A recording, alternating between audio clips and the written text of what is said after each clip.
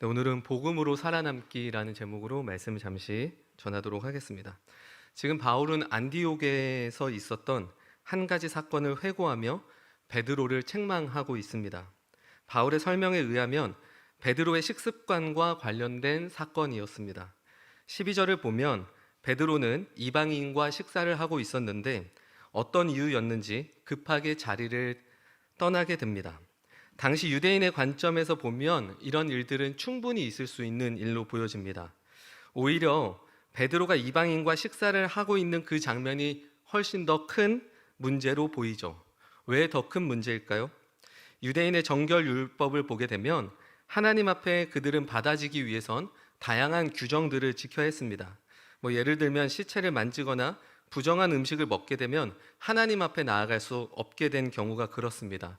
또한 이방인들을 만나서 교제하게 되면 그들은 그것이 부정이라고 다가왔어요. 그래서 그들에게는 이런 율법과 이런 규정들이 있었습니다. 그러니까 이런 이유에서 베드로가 오히려 자리를 뜬 것이 이상한 것이 아니라 그 자리에서 식사를 했던 모습이 더 큰 문제로 우리한테 다가온다는 것이죠. 그래서 이런 사람들은 부정을 한번 겪게 되면 반드시 특정한 의식을 치른 후에 그 이후에 하나님께 나아갈 수 있었습니다. 그러므로 지금 베드로가 자리를 급하게 뜨는 것은 지극히 당연한 일로 생각될 수 있는데 바울은 그렇게 생각하지 않는 것이 오늘 본문의 내용이죠. 바울은 그렇게 생각하고 있지 않습니다. 왜냐하면 예수님이 오신 이후에 구약의 모든 의식법이 기한이 다 만료되었습니다. 베드로는 이 사실을 잘 알고 있었어요. 우리는 베드로가 이방인 고넬료의 집에 방문했던 그 사건을 알고 있습니다. 그리고 그곳에서 그와 함께 교제했고 그곳에서 설교한 장면을 우리는 다 알고 있습니다. 그때 중요한 사건 하나가 있었는데 바로 베드로의 환상이었죠. 그 환상을 통해서 하나님은 더 이상 구약의 율법으로 유대인이 되는 것만이 하나님 앞에 나아갈 수 있는 길이 아님을 하나님은 가르쳐 주셨어요. 그래서 베드로는 자신의 의지와 생각을 꺾고 복음으로 자신의 삶을 한 걸음 걸어갔으며 고넬료와의 만남 속에서 이런 고백을 합니다. 사도행전 10장 34절인데요. 제가 말씀을 읽어드리겠습니다. 베드로가 입을 열어 말하되 내가 참으로 하나님은 사람의 외모를 보지 아니하시고 각 나라 중 하나님을 경외하며 의를 행하는 사람은 다 받으시는 줄 깨달았도다. 그러니까 이 일을 계기로 베드로는 이방인과 함께 먹고 지내며 그들이 믿음으로 새롭게 되는 일들을 심지어 증언하면서 다니기 시작했습니다. 베드로에게 복음은 그동안 그가 갖고 있었던 생각, 그리고 신념, 그리고 사회적 여러 통념들을 뛰어넘어 본질이 무엇인지를 보게 했습니다. 그는 복음이 시키는 대로 살아가기 시작했습니다. 유대인의 관습을 지키는 것이 자신의 존재와 인생을 더 이상 구원하지 않는다는 사실을 알았어요. 그리고 누구든지 그리스도로 인해 속되지 않을 수 있다는 것을 그는 알게 되었죠. 그랬던 베드로입니다. 그랬던 베드로가 안디옥에서 지금 이해되지 않는 행동을 하고 있는 것이죠. 이런 일은 우리 주변에서도 충분히 볼 수 있습니다. 한때 복음에 헌신하며 그 길로 걸어가기로 했던 한 사람이 어느 날 어떤 이유에서인지 복음을 떠나 다른 무엇을 붙잡고 걸어가는 일들이 우리 주변에 또는 우리 동역자들 사이에 있을 때가 있습니다. 불과 1, 2년 전만 해도 전혀 그렇지 않았던 사람이 도대체 무슨 일이 있었는지 완전히 다른 사람이 된 경우들이 있죠. 지금 베드로는 그런 장면을 우리에게 보여주고 있는 것입니다. 베드로는 이방인과 식사를 하던 중에 할례자들을 두려워했습니다. 그리고 자리를 떠나 물러갔다. 이것이 성경의 내용이죠. 그는 율법이 유대인의 관습일 뿐임을 알고 있었습니다. 그리고 그는 율법대로 살지도 않았습니다. 이게 바울의 고백이에요. 그런데 자신이 알고 있는 대로 행동하며 살지 않고 그는 순간적으로 이 모든 것들을 그만두게 됩니다. 이 모습을 보면서 우리는 외식이라고 부를 수 있죠. 또는 위선이라고 생각해 볼 수 있습니다. 그런 행동을 한 이유가 오늘 본문에 명확하게 나옵니다. 바로 두려움 때문이죠. 바울은 할례자들의 비난이 두려웠기에 이런 행동을 했다라는 것을 우리가 알 수 있습니다. 그리고 더 무서운 것은 이 일이 그 혼자만의 일로 끝나지 않고 그들의 동역자들에게 영향을 줍니다. 오늘 말씀에 의하면 바나바와 그와 함께 있었던 유대인들도 그 유혹에 빠져 외식에 넘어갔다라고 합니다. 그러니까 한 사람의 이 영향력이 이렇게까지 가게 된 것을 보게 되죠. 교회에서 이런 일들이 자주 발생합니다. 복음으로 살아내기보다 적당한 선을 찾으며 세상의 어떠한 이치 그리고 문화에 예속되어 살아가는 것을 당연하게 말하기 시작하고 서로 공감해주기 시작한다면 교회는 점점 복음이 사라지고 서로가 서로를 유혹하여 넘어지는 그런 꼴을 당하게 될 것입니다. 이제 바울은 베드로를 공감해주기보다 이제 그의 깊은 문제에 주목하기 시작합니다. 단지 지금 식사 자리를 떠난 이 사건이 아니라 그 사건이 그 밑에 깔려있는 정말 깊은 문제를 바울은 알고 있어요. 그리고 그 문제를 우리에게 지금 말해주고 있습니다. 이 문제가 겉으로 보기에는 그럴 수 있어라고 할 수 있지만 바울은 그럴 마음이 없어 보입니다. 복음으로 건져진 존재로 살아가야 되는 것이 우리의 인생입니다. 그런데 다양한 상황 속에서 적당한 타협을 보며 외식과 위선으로 채워져 살아가고자 할 때, 그리고 늘 합리화가 일상이 되어 도망치기 급급한 삶이 될 때 우리는 이 문제가 아주 깊다라는 것을 성경은 우리에게 말하고 있습니다. 그러니까 베드로는 단지 그들과 식사다 자리를 뜬 거지만 사실 그것은 엄청난 타협이었고 엄청난 외식이었고 위선이었으며 순간적으로 그는 복음이 아닌 다른 것이 그에게 들어와 그것이 그의 진리가 되었다라는 것을 말하고 있죠. 우리의 일상에서도 이런 일들 얼마든지 많이 일어나고 있지 않습니까? 그런데 그 문제가 생각보다 아주 깊다라는 것이 바울의 오늘의 이 메시지죠. 우리가 함께 14절을 읽도록 하겠습니다. 14절 함께 읽겠습니다. 시작. 그러므로 나는 그들이 복음의 진리를 따라 바르게 행하지 아니함을 보고 모든 자 앞에서 게바에게 이르되 내가 유대인으로서 이방인을 따르고 유대인답게 살지 아니하면서 어찌하여 억지로 이방인을 유대인답게 살게 하려느냐 하였노라. 바울은 아주 직설적으로 말을 합니다. 베드로가 복음의 진리를 따라 바르게 행하지 않았다 이렇게 말을 하죠. 베드로에게 너는 지금 복음의 진리를 따라 바르게 살지 않았어 라고 이야기를 해줍니다. 이 말씀을, 이 구절을 직역해서 보면 이렇습니다. 복음과 함께 똑바로 걷지 않았다 이런 뜻을 갖고 있어요. 복음과 함께 똑바로 걷지 않았다. 이 말에서 바울은 베드로에게 두 가지를 지적하고 있습니다. 첫 번째는 복음과 함께라는 말에서 알 수 있듯이 베드로는 지금 복음이 아닌 다른 것을 붙들고 그것과 함께 했다라는 것이에요. 그 짧은 순간이었지만 베드로는 복음과 함께 하지 않았어요. 그에게는 복음보다 다른 무엇인가가 들어와 그것이 더 컸어요. 그에게는 그것이 베드로의 문제였다라고 지적을 합니다. 두 번째는 똑바로 걷지 않았다라고 이야기를 하는 것이죠. 이 말에서 알 수 있듯이 본래 복음은 제자리에 머물러 있지 않습니다. 복음은 우리의 모든 영역에서 함께 걸어가게 됩니다. 복음은 그냥 우리가 지식적으로 알고 그것으로 딱 끝나는 것이 아니라 복음은 우리의 삶의 모든 영역에서 우리와 함께 걸어가게 됩니다. 이 말을 조금 더 풀어보자면 모든 상황 그리고 내가 겪고 있는 모든 일들 속에서 우리에게 영향을 미친다는 의미를 갖습니다. 그로 인해 거기에 맞춰서 우리는 생각하게 되고 우리의 감정을 갖게 되고 행동을 맞추며 살아가는 것이죠. 근데 바울은 지금 베드로가 이 두 가지를 못했다라고 말을 하는 거예요.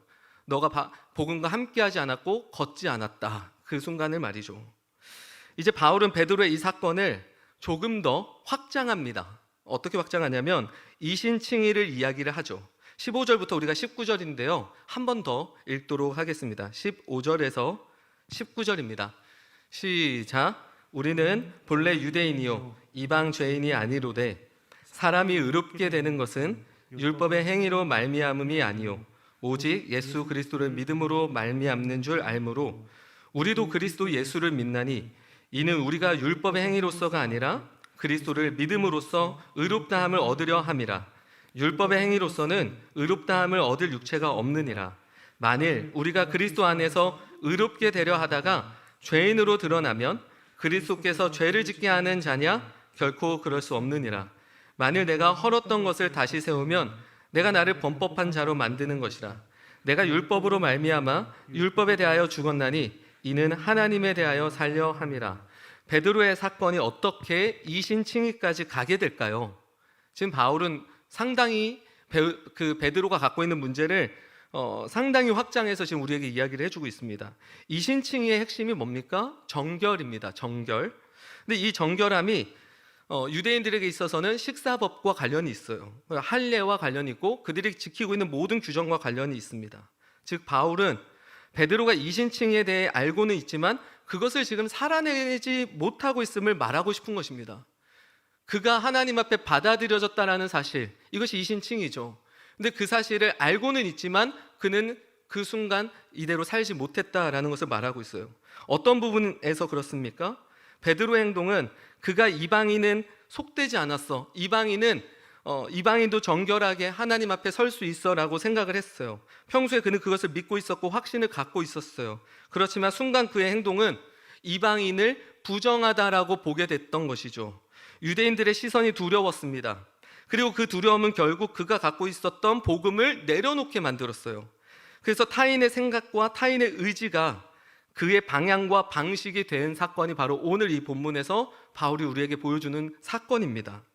베드로의 행동은 정확하게 이걸 잘못 알고 있었어요.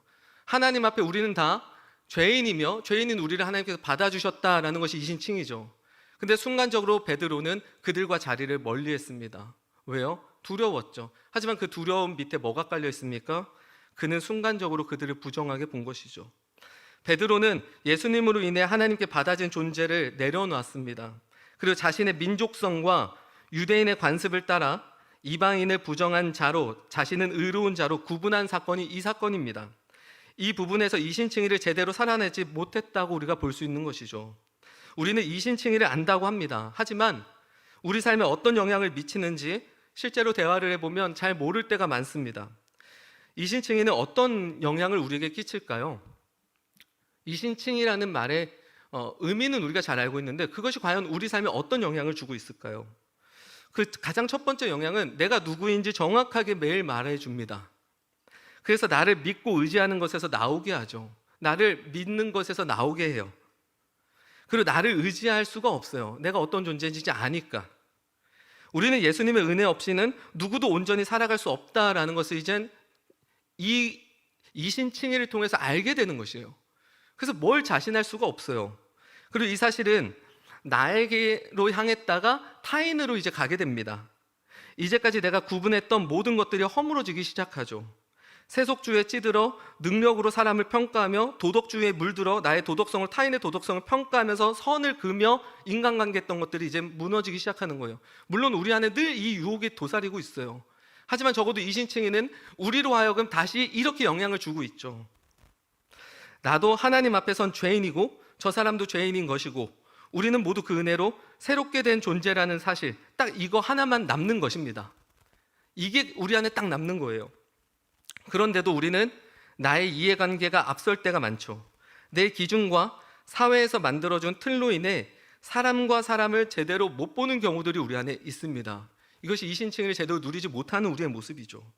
하나님 앞에 받아들여진 사실을 내 개인적으로 안다곤 하지만 그것이 우리 삶에 묻어나지 않아요. 묻어나지 않아요. 하나님 앞에 받아들여진다는 사실을 우리는 계속 묵상해야 됩니다. 우리가 계속 묵상해야 되는 건 이것이죠. 하나님은 나를 받아주셨어. 하나님 나를 받아주셨어.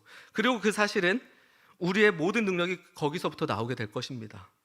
이제 19절에서 21절을 우리가 함께 또 읽도록 하겠습니다. 19절에서 21절입니다. 시작. 내가 율법으로 말미암아 율법에 대하여 죽었나니 이는 하나님에 대하여 살려 함이라. 내가 그리스도와 함께 십자가에 못 박혔나니 그런즉 이제는 내가 사는 것이 아니요 오직 내 안에 그리스도께서 사시는 것이라. 이제 내가 육체 가운데 사는 것은 나를 사랑하사 나를 위하여 자기 자신을 버리신 하나님의 아들을 믿는 믿음 안에서 사는 것이라. 내가 하나님의 은혜를 패하지 아니하노니 만일 의롭게 되는 것이 율법으로 말미암으면 그리스도께서 헛되이 죽으셨느니라. 바울은 이 본문 말씀을 통해서 율법에 대해 처절하게 죽기를 결심합니다. 왜 그렇게까지 바울은 결심을 하고 있을까요? 19절 말씀을 보면 율법에 대하여 죽었을 때 어떤 일이 일어나기 시작합니까? 하나님에 대하여 살게 되는 결론을 갖게 됩니다. 율법에 대하여 죽었을 때 우리는 하나님으로 인해서 살게 됩니다. 이 둘이 연결되어 있습니다. 율법에 대해 죽는 것은 내가 스스로 구원자가 되지 않겠다라는 선언이죠. 결심이고, 우리는 하나님을 믿음으로 구원받을 수 있다는 사실에 대해 동의하지만 실제로 우리 인생은 여전히 율법주의로 걸어가려고 할 때가 많습니다. 율법에 대해 죽는 것이 스스로 구원자가 되지 않는 것이라 한다면 율법주의로 걸어간다는 말은 무슨 말입니까? 내가 여전히 스스로 구원자가 되고 싶어 하는 거죠. 여전히 내가 스스로 내 구원자라고 자처하는 것이죠. 그 결과 하나님 앞에 내가 무엇인가 잘 해내지 못하면 스스로를 정죄합니다. 그리고 하나님 앞에 나아가지 못하는 일들이 발생되죠. 반대로 내가 헌신하고 어떤 결정을 한 것을 통해 하나님께 매일 나아가는 일들을 했다면 이것 또한 내 공로와 의를 의지해서 하나님께 가고 있는 것입니다. 사실은 하나님이 나를 부르셔서 나를 받아주셔서 내가 하나님께 가고 있다는 것이 아니라 실제로 내가 스스로 구원자가 되어 하나님께 나아가고 있었던 것이에요. 물론 율법주의는 지금 제가 종교로 예를 들었지만 종교가 아닌 다른 것, 우리의 구원자가 되고자 하는 것들로 오는 것들 있잖아요. 우리의 인생의 구원자라고 하는 것들, 더 넓은 범위로 확장해서도 생각해 볼 수 있습니다. 우리가 신앙 안에서도 율법주의가 있을 수 있고요, 신앙이 아닌 세상의 다른 돈이 될 수 있고요, 관계가 되고 인정이 되고 성공이 되고 그 모든 것들이 우리 인생의 구원이라고 다가오기 시작한다면 더 넓은 범위로 보면 우린 아직까지도 율법주의에 매여 있는 것이라는 것이죠. 우리의 욕망이 어떻습니까? 우리의 욕망을 한번 솔직하게 한번 들여다 보실 수 있길 바랍니다. 우리의 욕망은 이 율법주의를 선택하려고 합니다. 이게 우리의 욕망이고 때론 우리의 현 주소라는 사실을 보게 됩니다. 왜냐하면 우리가 구원자가 되고 싶어하는 이 성향이 있어요. 그래서 계속 율법주의로 우리가 가고 싶어합니다. 왜냐하면 내 공로를 내세우고 싶거든요. 하지만 여기에 대해 바울은 철저하게 죽으라고 말을 합니다. 이것이 바울의 고백이었어요. 율법주의에 대해서 철저히 죽으라. 그때 그는 비로소 하나님 앞에 살아가는 게 무엇인지 알게 될 것이라고 말을 해요. 하나님 앞에 살아가는 게 무엇인지. 율법에 대해 처절하게 죽게 될 때 우리는 그제서야 하나님과의 영원한 관계를 누릴 수 있을 겁니다. 그리고 그것을 시작으로 우리의 인생을 걸어갈 수 있습니다. 그리고 그 길이 어떤 길입니까? 바울은 이제 20절과 21절을 통해서 그 길을 우리한테 제시해 주고 있습니다. 사실 이 20절과 21절은 원문을 보면 한 절입니다. 한 절, 한 문장이에요. 그래서 이걸 함께 해석해서 봐야 되는데 이런 이야기죠. 모든 것이 해결되었으니 이젠 하나님 없이 내가 마음대로 살아도 되겠네, 그 뜻이 아닌 거죠. 19절 말씀을 보게 되면 그것은 아직도 복음을 제대로 만나지 못한 사람이라는 것이에요. 복음은 우리가 하나님에 대해서 살게 만듭니다. 이게 팩트죠. 우리가 읽은 20절과 21절은 이 한 문장을 종합해 보면 그리스도 안에서 내가 누구인지 매일 묵상하라는 거예요. 내가 누구인지 매일 묵상하며 그 기초 위에 살아가는 것이 복음으로 살아가는 인생이라고 말을 합니다. 바울은 이렇게 이 갈라디아서 2장을 마무리합니다. 베드로의 한 사건으로 시작되었지만 그 사건이 그렇게 작은 사건이 아니었어요. 그리고 그 안에 있는 아주 깊은 문제를 바울은 우리한테 제시해주고 있고 실제로 이 일은 오늘날 우리에게도 계속해서 일어날 수 있는 일이라는 생각을 하실 수 있을 것입니다. 오늘 말씀을 좀 정리하고 마무리하도록 하겠습니다. 복음은 우리에게 무엇입니까? 복음은 우리에게 무엇입니까? 여기에는 두 가지 선택지만 있습니다. 한 가지는, 첫 번째는 전부라는 답이에요. 전부. 두 번째는 아무것도 아님. 딱 이렇게 두 가지 정답지만 우리에게 있습니다. 한번 생각해 보기를 바랍니다. 복음은 우리에게 무엇입니까? 전부 아니면 아무것도 아니다. 이 둘 중에 하나입니다. 저도 이 부분을 묵상한 부분이고 우리가 오늘 같이 결단하고 다시금 묵상할 부분들이라고 생각을 하고요. 복음과 함께 우리의 인생의 모든 계절을 걸어갈 수 있기를 이 시간에 축복합니다. 우리 함께 찬양하도록 하겠습니다. 예수로 살리라는 찬양입니다. 우리가 살다 보면 여러 상황과 환경들로 인해서 복음이 아닌 다른 것이 우리 안에 계속 들어옵니다. 그리고 그것은 우리의 복음을 몰아내고 그것이 마치 우리에게 진리인 것처럼 우리의 삶을 자꾸 이 방향 저 방향으로 끌고 가며 우리 삶의 방식들을 결정하기 시작합니다. 하지만 그곳에서 다시 오늘 복음을 볼 수 있길 바라며, 그리고 그 복음이 오늘 우리를 어떻게 이끄는지 깊이 묵상하며 다시 하나님과의 관계 가운데 온전히 세워질 수 있기를 바랍니다. 함께 찬양하겠습니다. 계절은 흐르고 꽃은 피고 저도 시들지 않을 생명이 있네. 바랄 수 없었던 죄인인 나에게 생명의 주님 자신을 주셨네. 우리 한 번 더 고백할까요? 계절은 흐르고 꽃은 피고 저도 흐르고 꽃은 피고 저 시들지 않을 그런 생명이 우리에겐 있습니다. 바랄 수 없었던 죄인인 나에게 주님이 우리를 찾아오셨습니다. 오늘 이 사실을 우리가 또 묵상할 때 우리 안에 다시금 하나님 앞에 온전히 서길 수 있을 것입니다. 나의 삶은 내 주 예수의 것이니 내 생명 다해 예수로 살리 내 모든 것 예수의 것이니 내 전부 대신 우리 처음부터 한 번 더 고백하겠습니다. 계절은 흐르고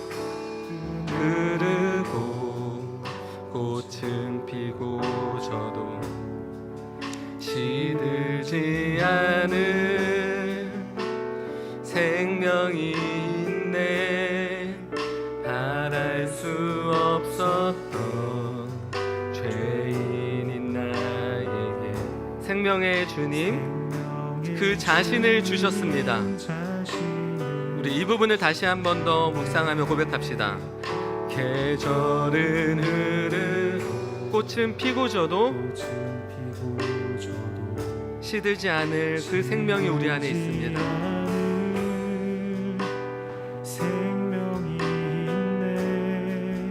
바랄 수 없었던 그랬던 우리지만 하나님은 우리에게 생명을 다시 허락하셨습니다. 우리 이제 고백합시다. 나의 삶은 내 주 예수의 것이니 내 생명 다해 예수로 살리 우리 용기 내어 믿음으로 같이 고백합시다.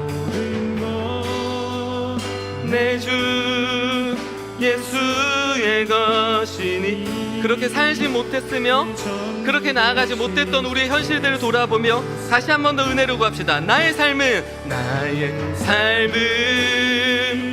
내 주 예수의 것이니 내 생명 다해 예수로 살리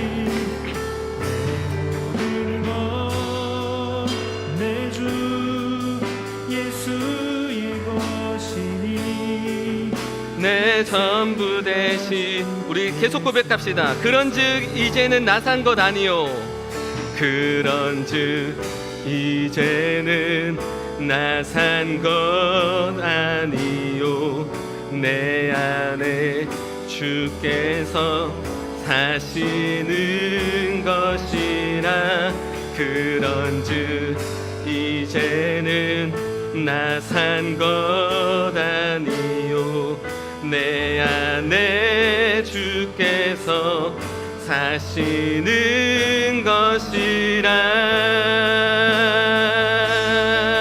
나의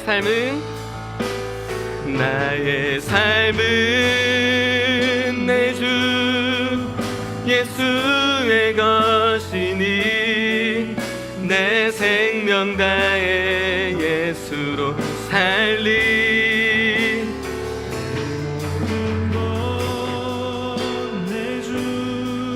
우리가 이 사실을 잊고 살아갔다면 오늘 다시 한 번 더 고백하며 이 은혜를 함께 구합시다.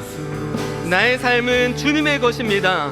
나의 삶은 내 주 예수의 것이니 내 생명 다해 예수로 살리 내 모든 것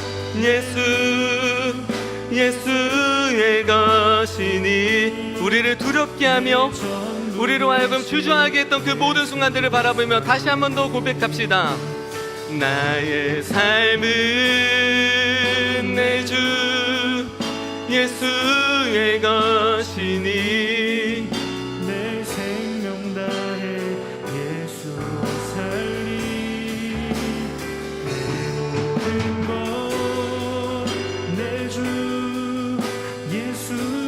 것이니 내 전부 대신 예수로 살리. 우리가 함께 이 시간에 한 1분 정도 기도하도록 하겠습니다. 같이 기도하실 때 저는 오늘 이 본문의 제목을 고민을 했었습니다. 복음으로 살아내다로 할까? 살아가기로 할까? 그러다가 아무래도 이 일이 너무 만만치 않고 쉽지 않다라는 생각을 하며 제 스스로에게 있어서도 늘 예수의 생명이 내가 되지 못하고 늘 내 생명을 구하며 추구하며 살아가는 것이 내 주소임을 매일같이 보며 그렇게 살아갑니다. 그리고 그 속에서 매일같이 은혜를 구하는데, 그래서 제목을 이렇게 썼습니다. 복음으로 살아남기. 우리는 복음으로 살아남아야 됩니다. 그리고 그렇게 남기 위해선 정말 몸부림을 쳐야 됩니다. 베드로조차도 사실 그 순간의 두려움과 다른 무엇인가가 그에게 들어와 복음이 아닌 다른 것을 추구하며 살아가게 되는 그런 일들을 우리는 바라봤습니다. 문제는 우리 삶에 이런 일들이 지금도 계속 많다라는 것이죠. 근데 나는 그것을 모른 채 너무 익숙해져서 살아가고 있진 않았나. 우리가 그 생각을 좀 다시 해봤으면 좋겠어요. 그리고 그 문제가 생각보다 깊은 문제라는 생각을 다시 하고 그곳에서부터 하나님 앞에 우리가 물었으면 좋겠습니다. 하나님, 어디서부터 내가 나아가야 됩니까? 하나님, 내 삶 속에서 하나님을 다시 보게 하시고 하나님의 마음을 알게 하옵소서. 내가 그동안 주저하며 아무 생각도 못한 채 살아갔던 나의 그 현실에서 다시 하나님 살아나게 하시고 소생케 하시고 하나님으로 인하여 다시금 못 보던 것들을 보게 되게 하고 그동안 듣지 못했던 것들 들리는, 그래서 영원한 그 나라에 속한 자로 살게 하옵소서. 우리 잠잠하지만 우리 삶 속에서 이 기도 제목을 가지고 좀 기도하도록 하겠습니다. 함께 기도하겠습니다. 하나님, 우리는 매일같이 속고 하나님의 말씀을 붙들지 않고 다른 무엇인가에 따라 살아가고 있는 데 너무나 많습니다. 그러나 그 속에서도 복음으로 온전히 살아남을 수 있도록 주께서 인도하여 주옵소서. 우리가 무엇을 추구하며 무엇으로 살다 가겠습니까? 이 땅에서 복음으로 살아내는 일에 우리 인생을 걸게 하시고 정말 예수가 생명이 되는 그 인생이 무엇인지 가르쳐 주시고 그 앞에 오늘도 한 걸음 걸어가게 인도하여 주옵소서. 이 부분을 우리가 함께 나누게 하시고 말씀하게 하여 주시옵소서.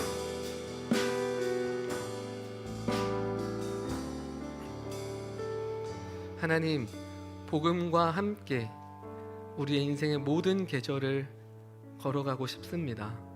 그리고 걸어가겠습니다. 그때 주께서 우리를 도우시는 줄 믿습니다.